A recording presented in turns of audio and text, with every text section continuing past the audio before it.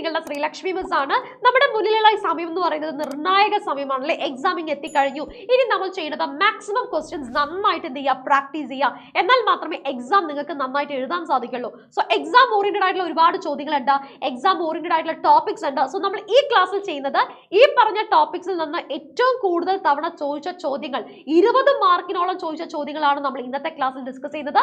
This class will be very helpful for you. So നിങ്ങൾ ചെയ്യുന്നത് ഈ വീഡിയോ കംപ്ലീറ്റ് ആയിട്ട് കാണുക. എന്നാൽ മാത്രമേ ഓരോരോ ചോദ്യം മനസ്സിലാക്കിയിട്ട് നാളത്തെ എക്സാം നിങ്ങൾക്ക് സൂപ്പറായിട്ട് എഴുതാൻ സാധിക്കുള്ളൂ. മാത്രമല്ല മാക്സിമം നിങ്ങളുടെ ഫ്രണ്ട്സിലേക്കൊക്കെ ഷെയർ ചെയ്യുക. അവരും ഇത്തവണത്തെ എക്സാം പാസ് ആവട്ടെ, നല്ല മാർക്ക് നേടട്ടെ. ഓക്കെ, സോ മാക്സിമം ഷെയർ ചെയ്യുക. ഈ സബ്സ്ക്രൈബ് ചെയ്യാത്തവർ ആരെങ്കിലും ഉണ്ടെങ്കിൽ ലൈക്ക് ചെയ്യുക, സബ്സ്ക്രൈബ് ചെയ്യുക കേട്ടോ. അപ്പോൾ ആദ്യത്തെ ചോദ്യത്തിലേക്കാണ് നമ്മൾ പോകുന്നത്.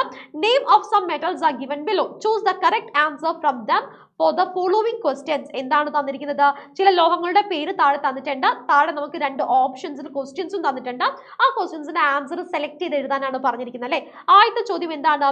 Which of these metals is stored in kerosene. എന്താണ്? മണ്ണെണ്ണയിൽ സൂക്ഷിക്കുന്ന ലോഹം ഏതാണ്? മണ്ണെണ്ണ സൂക്ഷിച്ചു വെക്കുന്ന ലോഹം ഏതാണ്? നിങ്ങൾ കണ്ണടച്ച് എഴുതിക്കോളൂ. ഇറ്റ് സോഡിയം ആണല്ലേ. സോഡിയത്തിന്റെ സിമ്പിൾ ആണ് എന്നെ പരീക്ഷയ്ക്ക് ചിലപ്പോൾ അതും ചോദിക്കാം. ഓക്കെ, സോഡിയം ആണ് എന്ത് ചെയ്യുന്നത്, കെറോസിന്റെ അകത്ത് നമ്മൾ സ്റ്റോർ ചെയ്ത് വെക്കുന്നത്. അടുത്ത ചോദ്യം എന്താണ്?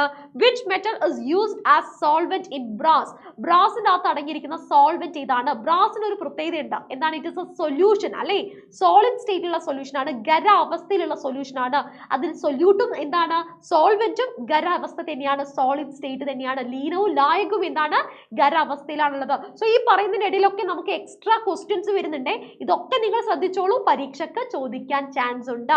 അപ്പൊ നിങ്ങൾ പറഞ്ഞു ഇവിടെ സോൾവെന്റ് ആണ് ചോദിച്ചിരിക്കുന്നത്. സോൾവെന്റ് ആയിട്ട് വരുന്നത് ഇതാണ്. Cu എന്ന് പറയുന്നത് ആരാണ്? നമ്മുടെ കോപ്പർ ആണല്ലേ. നമ്മുടെ പിച്ചളയുടെ അകത്ത് അടങ്ങിയിരിക്കുന്ന ലായകം എന്ന് പറയുന്നത് കോപ്പർ ആണ്. ലീനം ഏതാണ് വരുന്നത്? സിങ്ക് ആണ് വരുന്നത്. ബ്രാസിന്റെ അകത്ത് സിങ്ക് ആണ് ലീനം വരുന്നത്. ലായകം അഥവാ സോൾവെന്റ് എന്ന് പറയുന്നത് കോപ്പർ ആണ് കേട്ടോ. കോപ്പറിന്റെ സിമ്പിൾ ആണ് Cu. എങ്ങനെയാണ്? കുപ്രം എന്ന് പറയുന്ന ലാറ്റിൻ നെയിമിൽ നിന്നാണ് ആ Cu വന്നിരിക്കുന്നത്. അതേപോലെ തന്നെ സോഡിയത്തിന്റെ ലാറ്റിൻ നെയിം എന്താണ്? Yes, it is natrium. നാട്രിയത്തിൽ നിന്നാണ് Na എന്ന് പറയുന്ന സിമ്പിൾ വന്നിരിക്കുന്നത്. ഇനി അടുത്ത ചോദ്യം എന്താണ് ചോദിച്ചിരിക്കുന്നത്? Usually iron window bars are coated with paint to prevent corrosion. സാധാരണയായി ഇരുമ്പ് ജനൽ കമ്പികളൊക്കെ എന്ത് ചെയ്യാറുണ്ട്? തുരുമ്പ് പിടിക്കാതിരിക്കാൻ പെയിന്റ് അടിക്കാറുണ്ട്. ഫസ്റ്റ് ക്വസ്റ്റ്യൻ ആണ്, write any 2 factors that favour the corrosion of iron. ഇരുമ്പ് തുരുമ്പ് പിടിക്കാതിരിക്കാൻ വേണ്ടി നമ്മൾ ചെയ്യേണ്ട അല്ലെങ്കിൽ റീസൺസ്, തുരുമ്പ് പിടിക്കാൻ കാരണക്കാരാവുന്ന ഘടകങ്ങൾ, 2 ഘടകങ്ങൾ ഏതൊക്കെയാണെന്നാണ് ചോദിച്ചത്. എക്സാമിന് ഷുവർ ക്വസ്റ്റ്യൻ ആണ്, റസ്റ്റിംഗ് ഓഫ് അയണിൽ നിന്ന് ചോദിക്കാറുണ്ട്. ഫസ്റ്റ് ഘടകം എന്ന് പറയാൻ നമുക്ക് പറയാം മോയിസ്ചർ അല്ലെങ്കിൽ ഈർപ്പം ഒരു ഘടകമാണ്. സെക്കൻഡ് വൺ നമുക്ക് പറയാം ഇലക്ട്രോലൈറ്റ്. ഇലക്ട്രോലൈറ്റ് എന്ന് പറഞ്ഞാൽ സോൾട്ടുകളാണ്, ലവണങ്ങളാണ് കേട്ടോ. ഇത് രണ്ടും എന്താണ്? തുരുമ്പ് പിടിക്കാൻ സഹായിക്കുന്ന ഘടകങ്ങളാണ്. ഇനി അടുത്ത ചോദ്യം എന്താണ്?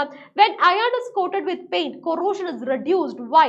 എന്താണ്? പെയിന്റ് അടിച്ച് സൂക്ഷിക്കുമ്പോൾ ഇരുമ്പ് സാധാരണ എന്താണ്, സാവധാനം മാത്രമേ തുരുമ്പ് പിടിക്കുള്ളൂ. അതിന്റെ റീസൺ എന്താണെന്നാണ് ചോദിച്ചത്. നിങ്ങൾക്ക് അറിഞ്ഞൂടെടാ, നമ്മുടെ ഇരുമ്പിന്റെ മുകളിൽ നമ്മൾ പെയിന്റ് അടിക്കുന്ന സമയത്ത് അവിടെ ഒരു കോട്ടിംഗ് വന്നു അല്ലെ, ഒരു പ്രൊട്ടക്റ്റീവ് ലെയർ വന്നു. ഈ പ്രൊട്ടക്റ്റീവ് ലെയർ എന്ത് ചെയ്യില്ല, ഈ പറയുന്ന അറ്റ്മോസ്ഫിയറിലുള്ള ഓക്സിജൻ ആയിട്ടോ മോയ്സ്ചർ ആയിട്ടോ അല്ലെങ്കിൽ ഇലക്ട്രോലൈറ്റ്സ് ആയിട്ടോ സോൾട്ട് ആയിട്ടോ ഒന്നും ഈ പറഞ്ഞിരിക്കുന്ന അയണിനെ റിയാക്ട് ചെയ്യാൻ സമ്മതിക്കില്ല. ഒരു പ്രൊട്ടക്റ്റീവ് ലെയർ ആണ്. ആ പെയിന്റിന്റെ ആ ഒരു ഇന്റൻസിറ്റി പോകുന്നതിനനുസരിച്ച് അല്ലെങ്കിൽ പെയിന്റ് പോകുന്നതിനനുസരിച്ചിട്ടാണ് അവിടെ അയണിന് അറ്റ്മോസ്ഫിയറുമായിട്ട് കോണ്ടാക്ട് വരികയും റസ്റ്റിംഗ് സ്റ്റാർട്ട് ചെയ്യുകയും ചെയ്യുന്നത്. അത് നിങ്ങളുടെ ഓൺ ലാംഗ്വേജിൽ നിങ്ങൾ എഴുതിയാൽ മതി. ഓക്കെ, ഇനി അടുത്ത ചോദ്യം എന്താണ്? ലാറ്റിൻ നെയിംസ് അല്ലേ. നമുക്ക് ചില എലമെന്റുകളുടെ പേരുകൾ എന്താണ്, ലാറ്റിൻ നെയിംസ് ഉണ്ട്. ആ ലാറ്റിൻ നെയിംസിൽ നിന്നാണ് സിമ്പിൾസ് വന്നിരിക്കുന്നത്. നമ്മുടെ പ്രീവിയസ് ഇയർ ക്വസ്റ്റ്യൻ പേപ്പറിൽ ചോദിച്ച ചോദ്യമാണ്. ഈ ചോദ്യം ഒഴിച്ചു കളയാൻ നമുക്ക് ഒരിക്കലും പറ്റത്തില്ല. അപ്പൊ ഇതിന്റെ ആൻസേഴ്സ് നോക്കാം.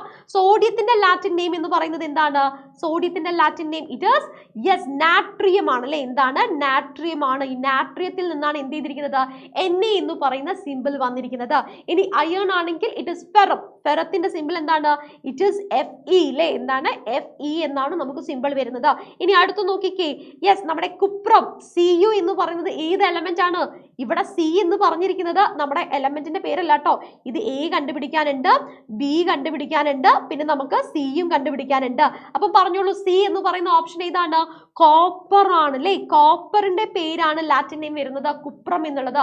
മാത്രമല്ല Cu ആണ് സിമ്പിൾ വരുന്നത്. കോപ്പർ അഥവാ ചെമ്പ് എന്ന് നമുക്ക് പറയാൻ സാധിക്കും. സെറ്റ് അല്ലേടാ. അതേപോലെ പൊട്ടാസ്യം കൂടി നമുക്ക് ഇവിടെ ഡിസ്കസ് ചെയ്യാനുണ്ട്. പൊട്ടാസ്യത്തിന്റെ ലാറ്റിൻ നെയിം കാലിയം എന്നാണ്. കാലിയത്തിൽ നിന്നാണ് K എന്ന് പറയുന്ന സിമ്പിൾ പൊട്ടാസ്യത്തിന് ലഭിക്കുന്നത്. ഇനി അടുത്ത ചോദ്യം എന്താണ് ചോദിച്ചിരിക്കുന്നത്? Next question. നെക്സ്റ്റ് ക്വസ്റ്റ്യനിലേക്ക് പോകുന്നതിന്റെ മുന്നേ നമ്മുടെ ടെക്സ്റ്റ് ബുക്കിൽ തന്നിരിക്കുന്ന ഒരു ടേബിൾ ഉണ്ട്. ആ ടേബിളിനകത്ത് നമുക്ക് എന്ത് പഠിക്കാനുണ്ട്? ഈ പറഞ്ഞിരിക്കുന്ന ഓരോന്നും നമുക്ക് പഠിക്കാനുണ്ട് കേട്ടോ. ഇനി അടുത്ത ചോദ്യത്തിലേക്കാണ്. The use and properties of some metals are given below, match them correctly. നമുക്ക് യൂസസും അതുപോലെ തന്നെ കുറച്ച് പ്രോപ്പർട്ടീസും തന്നിട്ടുണ്ട്. മെറ്റൽസിന്റെ യൂസസും പ്രോപ്പർട്ടീസും ഒന്ന് മാച്ച് ചെയ്യാനാണ് പറഞ്ഞിരിക്കുന്നത്. നമ്മുടെ ഇലക്ട്രിക്കൽ വയേഴ്സ് ഉണ്ടാക്കാനുള്ള റീസൺ എന്താണ്? ഇലക്ട്രിക്കൽ വയേഴ്സ് ഉണ്ടാക്കാനുള്ള റീസൺ, മെറ്റൽസ് ഉപയോഗിക്കാൻ കാരണം അതിന്റെ ഹൈ ഇലക്ട്രിക്കൽ കണ്ടക്ടിവിറ്റി കൊണ്ടാണ് അല്ലേ? എല്ലാ മെറ്റൽസും നമ്മൾ ഇലക്ട്രിക് വയർ ഉണ്ടാക്കാൻ യൂസ് ചെയ്യാറുണ്ടോ? ഇല്ല. അതിന് ഏറ്റവും ആപ്റ്റ് ആയിട്ടുള്ള മെറ്റൽ ഏതാണോ അതാണ് നമ്മൾ ഉപയോഗിക്കുന്നത്. ആ മെറ്റലിന്റെ പ്രത്യേകതയാണ് എന്ത്? യെസ്, ഉയർന്ന വൈദ്യുത ചാലകത ഉള്ളത് കൊണ്ടാണ് നമ്മൾ എന്ത് ചെയ്യുന്നത്? ഇലക്ട്രിക് വയേഴ്സിനകത്ത് നിർമ്മിക്കാൻ യൂസ് ചെയ്യുന്നത്. അങ്ങനെയാണെങ്കിൽ ഏറ്റവും കൂടുതൽ വൈദ്യുത ചാലകത ഉള്ളത് ഏത് മെറ്റലിനാണെന്ന് ചോദിക്കാറുണ്ട്. ഹൈ ഇലക്ട്രിക്കൽ കണ്ടക്ടിവിറ്റി കാണിക്കുന്നത് it is not copper, it is not aluminium. ഏതാണ്? നമ്മുടെ സിൽവർ ആണ്. പല മക്കളും തെറ്റിക്കുന്ന ഒരു ചോദ്യമാണ്. സിൽവർ ആണ് കറക്റ്റ് ആൻസർ കേട്ടോ. ഇനി അടുത്തത് എന്താണ്? ഫോർ മേക്കിംഗ് എന്താണ്? foil to cover food materials. ഇത് foil എന്നാണ് ഇടാ. എന്താണ് ചോദിച്ചിരിക്കുന്നത്? to making FOIL, foil to cover food materials. ഭക്ഷണ പദാർത്ഥങ്ങൾ നമ്മൾ കവർ ചെയ്യാൻ വേണ്ടിയിട്ട് അലൂമിനിയം ഫോയിൽസ് ഒക്കെ യൂസ് ചെയ്യാറുണ്ട് അല്ലേ? അത് എന്തുകൊണ്ടാണ്? അത് എന്തിന്റെ പ്രോപ്പർട്ടിയാണ്? കാരണം എന്താണ്? Yes, they can be made into thin sheets അല്ലേ? എന്താണ്? ആഹാരങ്ങൾ പൊതിയാനായിട്ട് നമ്മൾ എന്ത് ചെയ്യാറുണ്ട്? ഫോയിലുകൾ നമ്മൾ യൂസ് ചെയ്യാറുണ്ട്. ആ ഫോയിലിന്റെ പ്രത്യേകത എന്താണ്? അതിന് ഹൈ മാലിബിലിറ്റി ഉണ്ട് അല്ലേ? ഈ മെറ്റൽസിന്റെ മാലിബിലിറ്റി എന്ന് പറയുന്ന ക്യാരക്ടർ എന്താണ്? അടിച്ചു പരത്തി തിൻ ഷീറ്റ് ആക്കാൻ പറ്റും. അങ്ങനെ തിൻ ഷീറ്റ് ആക്കിയ ആളാണ് നമ്മൾ എന്ത് പറയുന്നത്? Aluminium foil. അലൂമിനിയത്തിൽ തിൻ ഷീറ്റ് ആക്കി മാറ്റിയതാണ് കേട്ടോ. ഇനി അടുത്ത എന്താണ്? ഫോർ മേക്കിംഗ് അഗ്രികൾച്ചർ ടൂൾസ് ഉണ്ടാക്കാനുള്ള മെയിൻ റീസൺ എന്താണ്? വേറൊന്നുമല്ല, അവരുടെ ആ ഹാർഡ്നെസ് കൊണ്ടാണ് അല്ലേ? ആ മെറ്റൽസിന്റെ ഹാർഡ്നെസ് പ്രോപ്പർട്ടിയാണ് നമുക്ക് അവിടെ എന്ത് വരുന്നത്? ഇൻഫ്ലുവൻസ് വരുന്നത്. ഇനി അടുത്ത ചോദ്യത്തിലേക്കാണ് പോകുന്നത്. സ്ഥിരം നമ്മുടെ എക്സാംസിന് ചോദിച്ചു കാണുന്ന ഒരു ചോദ്യമാണ് സിൽവർ ബ്രോമൈഡ്, സിൽവർ ക്ലോറൈഡിനെ കുറിച്ചിട്ട്. ഇവിടെ നോക്കിക്കേ, silver bromide is taken in 2 dry watch glasses. One of them is covered with black paper. Keep the 2 samples in sunlight for some time. നമ്മൾ എന്താണ് ചെയ്യുന്നത്? 2 watch glass, dry watch glass എടുക്കുന്നു. അതിൻ്റെ അകത്തേക്ക് നമ്മൾ എന്താണ്? സിൽവർ ബ്രോമൈഡ് അല്ലേ? Silver bromide ഇടുന്നു. അതിലൊന്ന് ഞാൻ ബ്ലാക്ക് പേപ്പറിനെ കൊണ്ട് പൊതിയുന്നു. ഇത് രണ്ടെണ്ണത്തിന് ഞാൻ എന്ത് ചെയ്യുന്നു? വെയിലത്ത് വെക്കുന്നു. First question, which one of the watch glass will silver bromide undergo colour change? ഏത് വാച്ച് ഗ്ലാസ്സിലെ സിൽവർ ബ്രോമൈഡിന്റെ നിറമാണ് വ്യത്യാസപ്പെടുന്നത്? നമുക്കറിയാം സിൽവർ ബ്രോമൈഡിന്റെ വിഘടനം സംഭവിക്കുന്നത് ലൈറ്റ് എനർജിയുടെ സഹായത്തോടു കൂടിയാണ് ഡികമ്പോസിഷൻ നടക്കുന്നത് അല്ലേ? അപ്പൊ നമുക്ക് പറയാം ലൈറ്റ് എനർജി തട്ടുന്നത് ഏതിലാണോ? നമ്മൾ ബ്ലാക്ക് പേപ്പർ കൊണ്ട് പൊതിഞ്ഞതിനകത്ത് എന്ത് ചെയ്യില്ല? ലൈറ്റ് എനർജി വന്ന് തട്ടില്ല. കാരണം ആ ബ്ലാക്ക് പേപ്പർ പ്രൊട്ടക്ട് ചെയ്ത് നിൽക്കുകയാണ്. നേരെ മറിച്ച് പേപ്പർ കൊണ്ട് പൊതിയാത്ത ആ വാച്ച് ഗ്ലാസ്സിൽ എന്ത് ചെയ്യുന്നുണ്ട്? ഈ പറഞ്ഞ സിൽവർ ബ്രോമൈഡ് ലൈറ്റ് എനർജിനെ അബ്സോർബ് ചെയ്യുകയും അത് സിൽവറും ബ്രോമിനുമായിട്ട് മാറുന്നു. അങ്ങനെയാണ് സിൽവർ ബ്രോമൈഡിന്റെ കളർ എന്ത് ചെയ്യുന്നത്? ബ്ലാക്ക് ചെയ്യുന്നത്, ബ്ലാക്ക് കളറായിട്ട് മാറുന്നത് കേട്ടോ. ആ റിയാക്ഷൻ വേണമെങ്കിൽ നമുക്ക് ജസ്റ്റ് ഒന്ന് എഴുതാം. നിങ്ങൾക്ക് വേണ്ടി എഴുതി കാണിച്ചുതരാം ടീച്ചർ. നമുക്ക് റിയാക്ഷൻ എങ്ങനെയാണ് വരുന്നത്?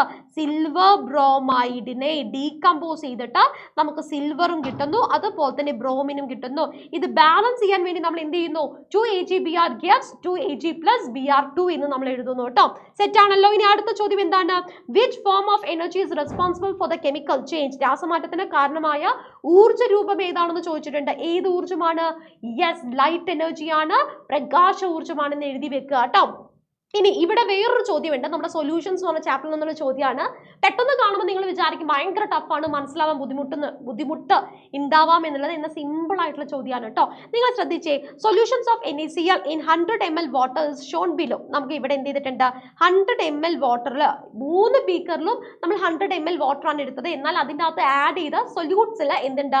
എമൗണ്ടിൽ വ്യത്യാസമുണ്ട്. നോക്കിക്കേ, solubility of NaCl it is 36.1 gram per milliliter ആണ് തന്നിരിക്കുന്നത് അല്ലേ?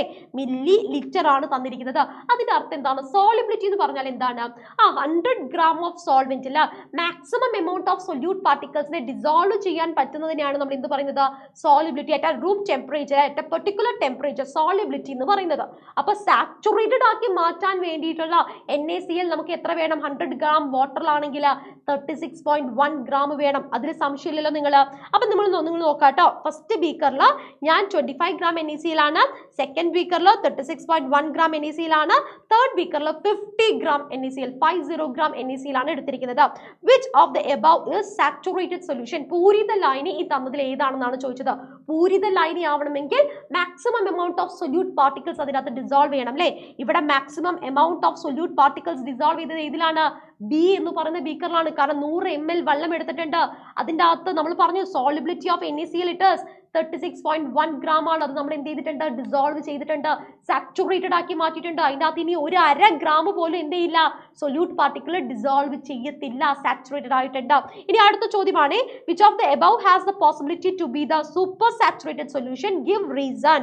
മുകളിൽ പറഞ്ഞവയിൽ അതിപൂരിത ലായനി ഏതാണെന്നും എന്തുകൊണ്ടെന്നും എഴുതാൻ പറഞ്ഞിട്ടുണ്ട്. നോക്കിക്കേ, 36.1 ഗ്രാമിനെക്കാട്ടും കൂടുതൽ സൊല്യൂട്ട് ഡിസോൾവ് ചെയ്തത് ഏതിനകത്താണ്? നമ്മുടെ സി ബീക്കറിൻ്റെ അകത്താണ് അല്ലേ? കാരണം എന്താണ്? അത് സൂപ്പർ സാച്ചുറേറ്റഡ് സൊല്യൂഷൻ ആണ്. എനിക്ക് കൂടുതൽ സൊല്യൂട്ട് ഡിസോൾവ് ചെയ്യണമെങ്കിൽ ഞാൻ എന്താണ് ചെയ്യേണ്ടത്? താപം കൊടുക്കണം അല്ലേ? ഒന്ന് ഹീറ്റ് ചെയ്യുന്ന സമയത്ത് എനിക്ക് ഇനിയും സൊല്യൂട്ട് പാർട്ടിക്കിൾസിനെ ഈ തന്നിരിക്കുന്ന വെള്ളത്തിൻ്റെ അകത്ത് ഡിസോൾവ് ചെയ്യാൻ സാധിക്കും. സോ 100 ml വാട്ടറിൻ്റെ അകത്ത് ഓൾറെഡി ഞാൻ എന്ത് ചെയ്തിട്ടുണ്ട്? 36.1 gram ഞാൻ സോൾട്ട് പാർട്ടിക്കിൾസ് ഡിസോൾവ് ചെയ്തു. ഇനിയും ഞാൻ ഡിസോൾവ് ചെയ്തിട്ടുണ്ടെങ്കിൽ അത് എന്ത് കാറ്റഗറിയിലാണ് വരുന്നത്? സൂപ്പർ സാച്ചുറേറ്റഡ് സൊല്യൂഷൻ, അതിപൂരിത ലായനിയുടെ കാറ്റഗറിയിലാണ് വരുന്നത്. സോ നമുക്ക് പറയാം സി ആണ് കറക്റ്റ് ആൻസർ എന്ന് പറയാം അല്ലേ? ഇനി അടുത്ത ചോദ്യമാണ്, സിങ്കും ഹൈഡ്രോക്ലോറിക് ആസിഡും തമ്മിൽ രാസപ്രവർത്തനം നടക്കുമ്പോൾ എന്തെല്ലാം പ്രൊഡക്റ്റുകളാണ് കിട്ടുന്നത്? When zinc reacts with HCl നമുക്ക് സോൾട്ടും ഹൈഡ്രജൻ ഗ്യാസും ആണ് കിട്ടുന്നത് അല്ലേ? അപ്പൊ നമുക്ക് എങ്ങനെ എഴുതാം? Zn plus HCl gives നമുക്ക് ZnCl2 എന്ന് പറയുന്ന സോൾട്ടും കിട്ടുന്നുണ്ട്, ഹൈഡ്രജൻ ഗ്യാസും കിട്ടുന്നുണ്ട്. ഇതിനെ ബാലൻസ് ചെയ്യാൻ വേണ്ടിയിട്ടാണ് നമ്മൾ എന്ത് എഴുതുന്നത്? 2HCl എന്ന് എഴുതുന്നത് കേട്ടോ. Zn plus 2HCl gives ZnCl2 plus hydrogen gas. അത് ഹൈഡ്രജൻ ഗ്യാസ് ആണെന്ന് എങ്ങനെയാ കൺഫേം ചെയ്യാം? പോപ്പ് സൗണ്ട് അല്ലേ? അവിടെ നമ്മൾ ആ ടെസ്റ്റ് ട്യൂബിന്റെ വായുഭാഗത്തേക്ക് കത്തുന്ന ചന്ദനത്തിരിയോ തീപ്പെട്ടിയോ കൊണ്ടുവരുന്ന സമയത്ത് പോപ്പ് സൗണ്ട് ക്രിയേറ്റ് ചെയ്തിട്ടുണ്ടെങ്കിൽ ഇറ്റ് ഇസ് ഹൈഡ്രജൻ ഗ്യാസ് എന്ന് നമുക്ക് പറയാം. ഇനി അടുത്ത ഓപ്ഷൻ എന്താണ്? Butter milk is not stored in aluminium vessels, what may be the reason? Aluminium പാത്രങ്ങളിൽ തൈര്, മോര് പോലത്തെ വസ്തുക്കൾ, അച്ചാർ ഒന്നും നമ്മൾ സൂക്ഷിച്ചു വെക്കാൻ പാടില്ല എന്ന് പറയും. അത് എന്തുകൊണ്ടാണ്?